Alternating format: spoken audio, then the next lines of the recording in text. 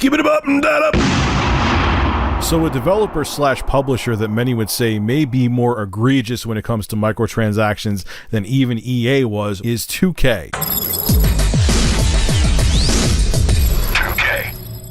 For example, 2K has had virtual currency or microtransactions in the NBA 2K series since the year 2012. It debuted in NBA 2K13. But in NBA 2K18, 2K went full tilt with microtransactions, making them front and center in the single-player My Career mode, where if you want to do any customization to your character, you were going to have to cough up some hard-earned cash. Now, companies like 2K always try to get you by making it like, hey, you don't have to actually purchase virtual currency with your own money. You could just simply earn it through playing the game and progressing. Haha, too bad it'll take you forever to earn any virtual currency. And even when you earn some by simply progressing through the game, in-game items in 2K18 were insanely expensive. Now in 2K18, you would have started off with 6,000 VC or virtual currency.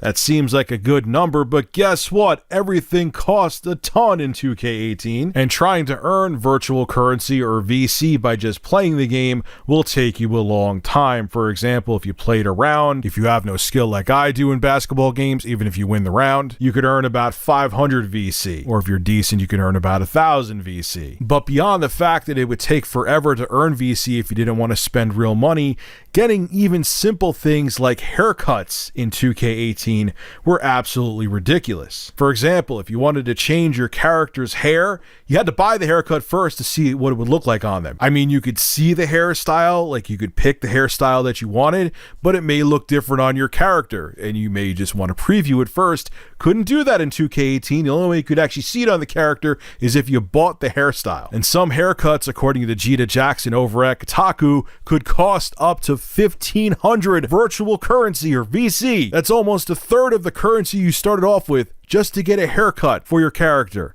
Let that sink in. Well, due to loot boxes and predatory microtransactions from games like NBA 2K18, Star Wars Battlefront 2, FIFA 18, Overwatch, and Counter-Strike Global Offensive, Belgium stepped in and declared loot boxes gambling and therefore illegal earlier this year. It determined that in games like Overwatch, CSGO, and FIFA 18, that when you got loot boxes, it was a game of chance. You didn't know exactly what you were getting when you purchased a loot box, which is kind of like gambling. It's a game of chance. And Belgium said that due to this, these games were subject to Belgium's gambling law. The only game that no longer ended up being in Belgium's sites was Star Wars Battlefront 2 because EA removed the microtransactions due to all the negative reaction they got from fans and consumers. Now what's even more interesting is if any of these developers and publishers did not comply with Belgium's gambling laws, they would risk a prison sentence of up to 5 years and a fine of up to 800,000 euros. So Belgium is not playing around. Also, if minors are involved in purchasing those microtransactions or loot boxes,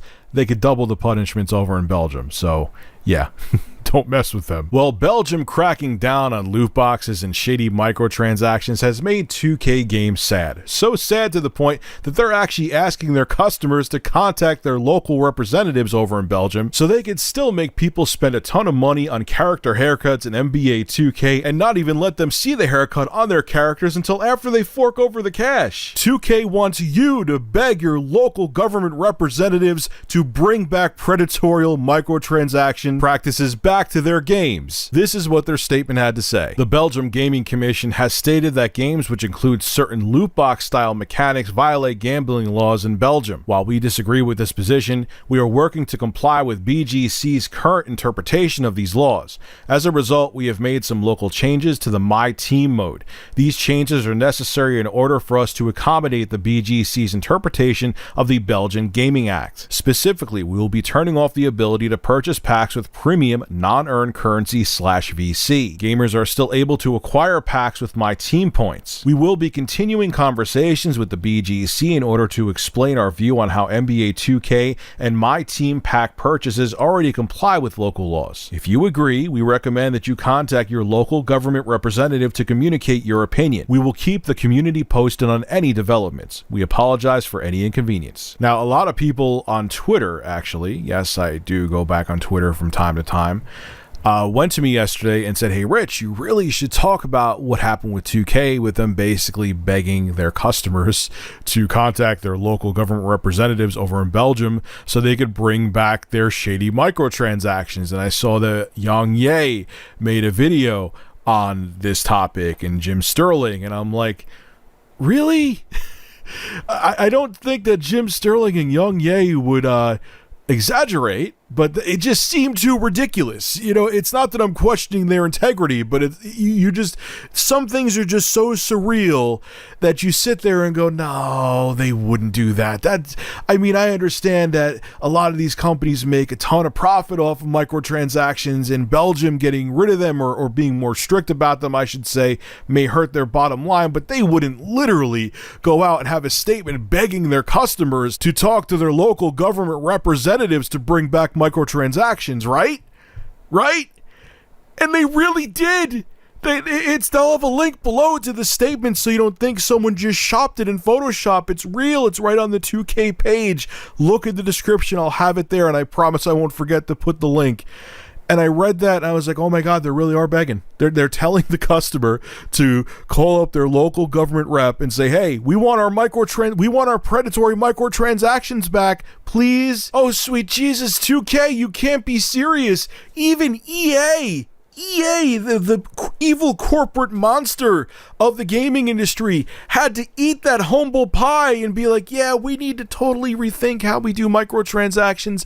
And they're still damage controlling to this day. Even during E3 2018, when they were talking about Anthem, they made sure like 1,000 times with the different games they brought up that they're not going to push microtransactions, and if there is microtransactions in their game, they're only going to be cosmetic.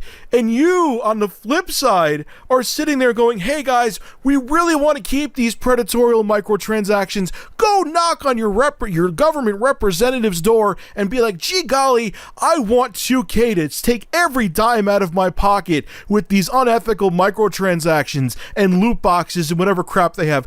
Please, Mr. Government personnel, could you tame down these laws or reverse them so they could rob us blind? I beg you, I want 2K to take my money. Are you kidding me? Are you high?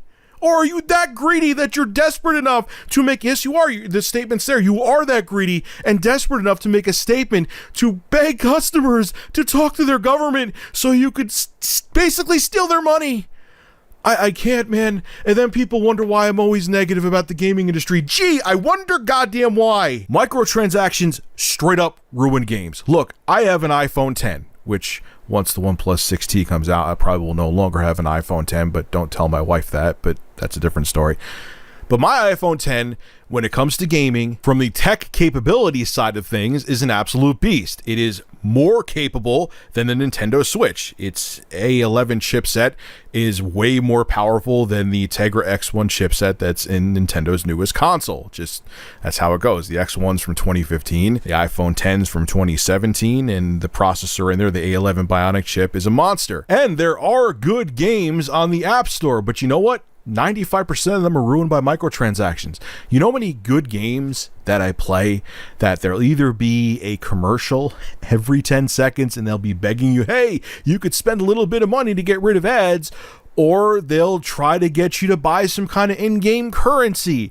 And it's so in your face and so annoying that most of the time I'll download a game, I'll play it maybe for a day or two, and I'm like, look, I can't take this is too annoying, and then I'll uninstall it.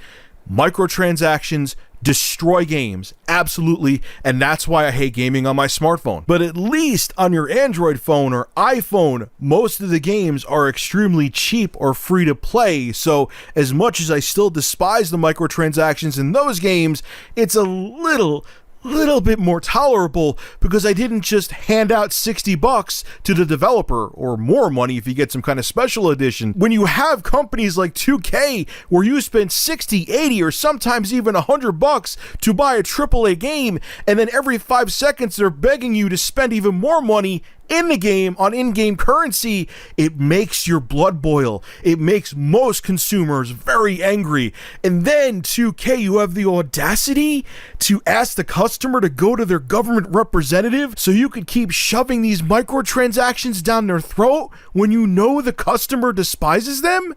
Are you that desperate? You obviously are, and it's disgusting. To all the developers and publishers out there, learn from 2017 and 2018.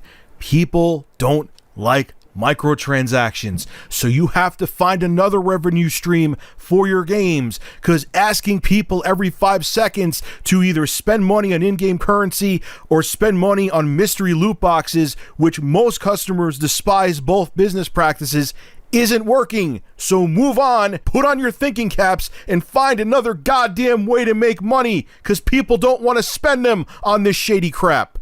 This is Rich at Review Tech USA signing out. Have a goddamn good one.